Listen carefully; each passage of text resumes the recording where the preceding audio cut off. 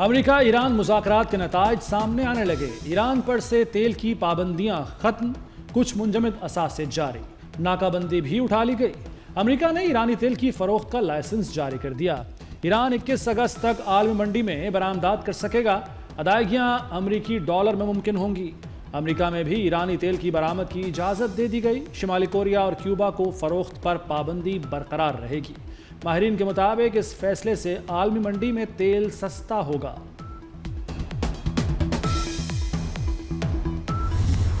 ایران امریکہ کے درمیان تکنیکی سطح کے مذاکرات شروع ہو گئے۔ امریکی نائب صدر جے ڈی وینس کا اعلان، کہا ایران سے مذاکرات میں اچھی پیش رفت ہوئی، تکنیکی ٹیمیں اب اگلے مرحلے پر کام کریں گی۔ غیر منجمد اثاثوں سے امریکی اجناس خریدی جائیں گی۔ ایران IAEA معائنہ کاروں کو بلانے پر متفق ہے۔ جوہری معائنہ کاروں کی تعیناتی اسی ہفتے متوقع ہے۔ اب نائب حرمز کو باضابطہ طور پر کھول دیا گیا ہے۔ چاہتے ہیں ایران حزب اللہ کو کنٹرول میں رکھے۔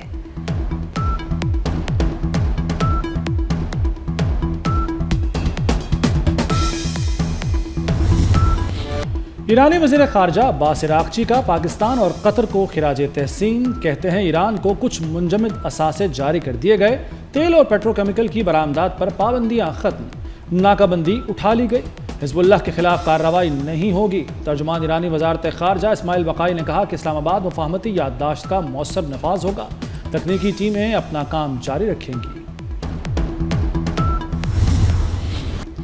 ایران امریکہ مذاکرات پر پاکستان اور قطر کا مشترکہ اعلامیہ، حتمی معاہدے کے لیے 60 روزہ روڈ میپ منظور۔ اب نائب حرمز میں آمد و رفت کے لیے رابطہ لائن قائم، تکنیکی مذاکرات برگن اسٹاک میں جاری رہیں گے۔ تجارتی جہازوں کی آمد و رفت کے لیے رابطہ لائن قائم۔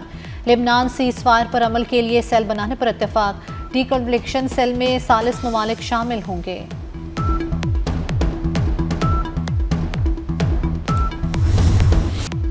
امریکہ ایران مذاکرات مثبت اور تعمیری ماحول میں ہوئے، حوصلہ افزا پیش رفت سامنے آئی۔ اعلیٰ سطح کمیٹی کا پہلا اجلاس کامیابی سے ختم ہوا۔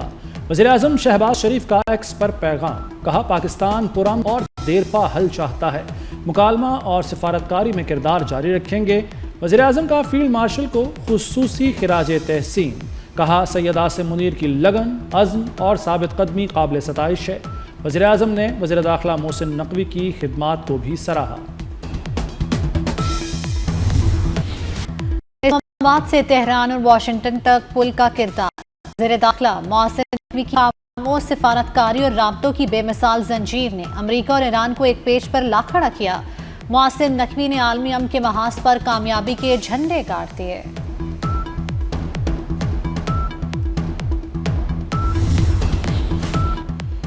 صدر مسعود پزشکیان کل پاکستان کا دورہ کریں گے۔ ایرانی صدارتی دفتر نے دورے کی تصدیق کر دی۔ دورے کا مقصد ثالثی کے لیے پاکستانی کوششوں کو سراہنا ہے۔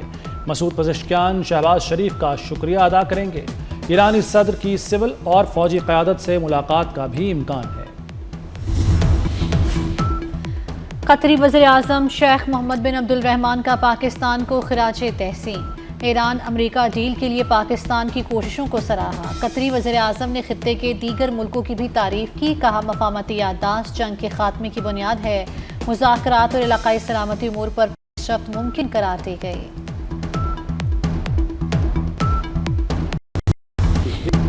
پاکستان کا عالمی سفارتکاری میں master stroke, J D Vance نے امن کا کریڈٹ پاکستان کو دے دیا، کہا فیلڈ مارشل کی حکمت عملی سے یہاں تک پہنچے۔ فیلڈ مارشل عظیم ملٹری لیڈر ہیں۔ فیلڈ مارشل نے خود کو بہترین سفارتکار ثابت کیا۔ 3 ماہ میں ان سے بہت سی باتیں ہوئیں۔ میری زندگی میں صرف 2 لوگ اہم ہیں، میری بھارتی اہلیہ اور پاکستان کے فیلڈ مارشل۔ عالمی میڈیا پر پاکستان کی سفارتی کوششوں کی دھوم، وزیر اعظم شہباز شریف اور فیلڈ مارشل کی حکمت عملی کو سراہا گیا۔ دوسری طرف سوشل میڈیا پر بھی یہ موضوع ٹاپ ٹرینڈ بن گیا۔ سوشل میڈیا پر مذاکرات پر دلچسپ میمز وائرل۔ ایک میم میں شہباز شریف، ٹرمپ اور اٹلی کی وزیر اعظم جارجیا میلونی کی تصویر وائرل۔ شہباز شریف کو ٹرمپ اور میلونی میں مصالحت کراتے دکھایا گیا۔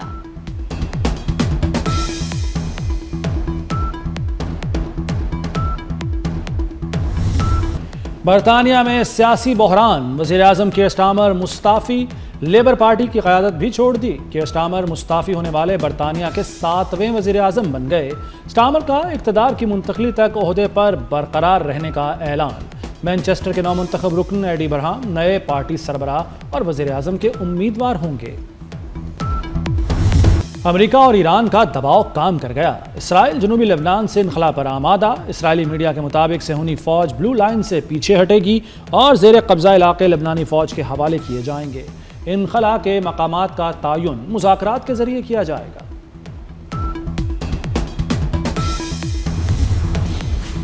امریکی صدر ٹرمپ کی نیٹو اور اٹلی پر سخت تنقید۔ کہا امریکہ نے اتحادیوں کے دفاع پر کھربوں ڈالر خرچ کیے لیکن نیٹو اور اٹلی نے مشکل وقت میں ساتھ نہیں دیا۔ ٹرمپ نے ایران کے جوہری خطرے پر اٹلی کی عدم شمولیت پر بھی تنقید کی۔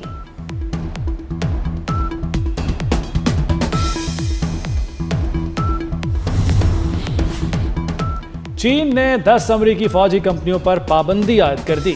چینی وزارت تجارت کے مطابق امریکی فوجی کمپنیوں کو فوجی اور غیر فوجی استعمال کے سامان کی ترسیل روک دی گئی۔ فیصلہ چین کی قومی سلامتی کے تحفظ کے پیش نظر کیا گیا۔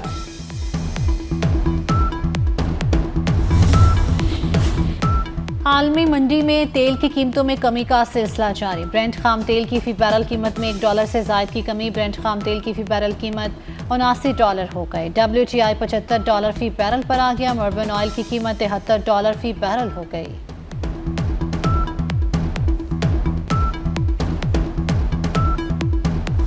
سیاسی دوریاں کم ہونے لگیں، مذاکرات کی راہ ہموار۔ Chairman P T I barrister Gohar کا وزیر اعظم کی مذاکرات کی پیشکش کا خیر مقدم۔ کہا مذاکرات کا آغاز سنجیدگی سے ہونا چاہیے۔ سیاست میں کسی کو بھی مائنس نہیں کیا جا سکتا۔ سوچا تھا ہاتھ ملانے سے حالات بہتر ہوں گے۔ قانون کی حکمرانی کے لیے عملی اقدامات ناگزیر قرار۔ وفاقی وزیر قانون اعظم نذیر تارڑ کہتے ہیں کہ صرف تقاریر سے مسائل حل نہیں ہوں گے، اپوزیشن کو قانون سازی میں مؤثر کردار ادا کرنا ہوگا۔ عدالتی فیصلوں اور سزاؤں میں حکومت کا کوئی عمل دخل نہیں ہوتا۔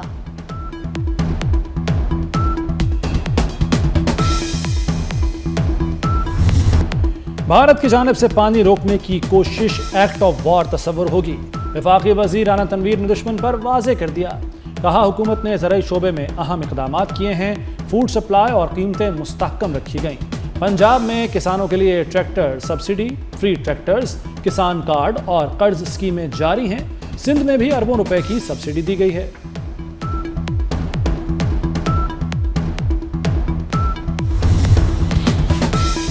پیپلز پارٹی کے امجد حسین ایڈوکیٹ بلا مقابلہ وزیر اعلیٰ گلگت بلتستان منتخب۔ سابق وزیر اعلیٰ حفیظ الرحمان اپوزیشن لیڈر بن گئے۔ پیپلز پارٹی کے عمران ندیم سپیکر اور نون لیگ کے ملک کفایت ڈپٹی سپیکر منتخب ہوئے۔ گلگت بلتستان اسمبلی کے 30 نو منتخب ارکان نے حلف بھی اٹھا لیا۔ پیپلز پارٹی 13 نشستوں کے ساتھ سب سے بڑی جماعت بن گئی۔ نون لیگ 9 نشستوں کے ساتھ دوسری، جبکہ استحکام پاکستان پارٹی 6 نشستوں کے ساتھ تیسرے نمبر پر رہی۔